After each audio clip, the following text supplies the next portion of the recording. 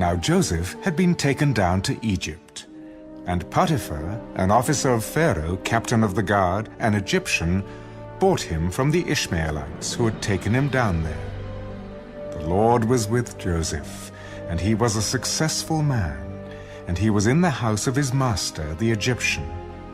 And his master saw that the Lord was with him, and that the Lord made all he did to prosper in his hand. So Joseph found favor in his sight and served him.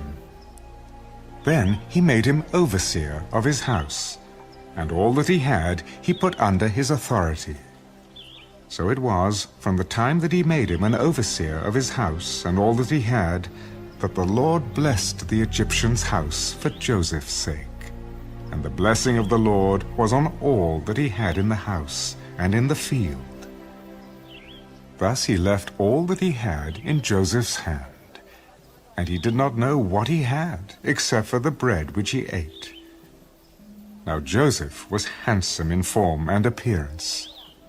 And it came to pass after these things that his master's wife cast longing eyes on Joseph.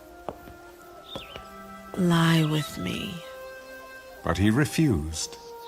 Look, my master does not know what is with me in the house, and he has committed all that he has to my hand. There is no one greater in this house than I, nor has he kept back anything from me. But you, because you are his wife. How then can I do this great wickedness and sin against God? So it was, as she spoke to Joseph day by day, that he did not heed her, to lie with her or to be with her. But it happened about this time, when Joseph went into the house to do his work, and none of the men of the house was inside, that she caught him by his garment. Lie with me. But he left his garment in her hand, and fled and ran outside. And so it was, when she saw that he had left his garment in her hand and fled outside, that she called to the men of her house and spoke to them. See, he has brought into us a Hebrew to mock us. He came in to me to lie with me, and I cried out with a loud voice. And it happened when he heard that I lifted my voice and cried out that he left his garment with me and fled and went outside.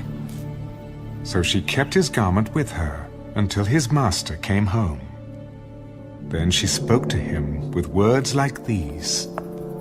The Hebrew servant whom you brought to us came in to me to mock me. So it happened as I lifted my voice and cried out that he left his garment with me and fled outside. So it was, when his master heard the words which his wife spoke to him, your servant did to me after this manner, that his anger was aroused. Then Joseph's master took him and put him into the prison, a place where the king's prisoners were confined. And he was there in the prison. But the Lord was with Joseph and showed him mercy, and he gave him favor in the sight of the keeper of the prison. And the keeper of the prison committed to Joseph's hand all the prisoners who were in the prison. Whatever they did there, it was his doing.